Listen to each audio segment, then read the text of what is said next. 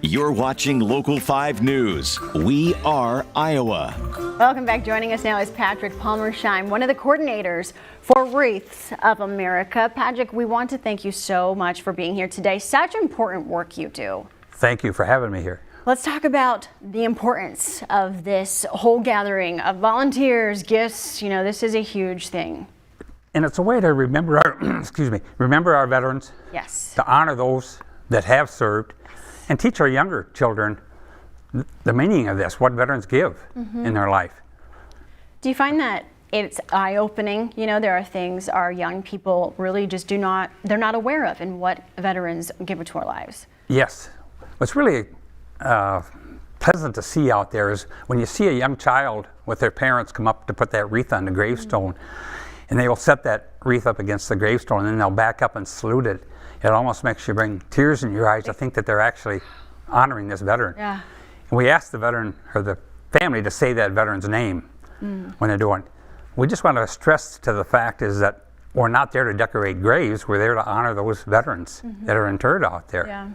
So it's really stunning, powerful work that you do. And the pandemic has presented lots of challenges, as you know, many people have navigated. Tell us about what you were just saying. You went real down to slim pickings for volunteers, but that changed.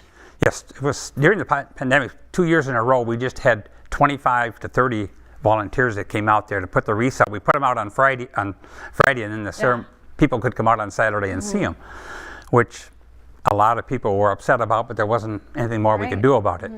Because last year, again, back to the full force again, we had between 1,000 and 1,200 individuals show up to put wreaths out. Incredible.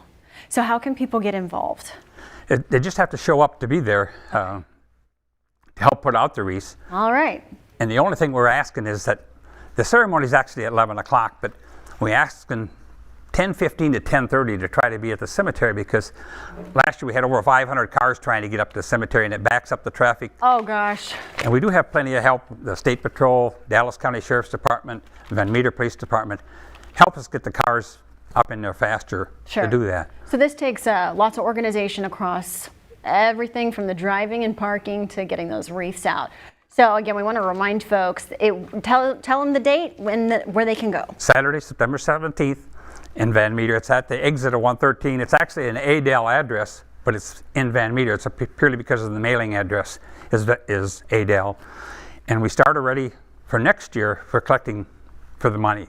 This year it cost us about $65,000 wow. to buy the wreaths. Okay. And they were delivered yesterday morning. And the lady who drove the semi to deliver the wreaths, her husband is actually interred at the Veterans Cemetery. Wow. So she drove the 3,000 miles out to Columbia Falls, Maine to pick up the wreaths and bring them back for us. So powerful stories. It's so overwhelming to see it.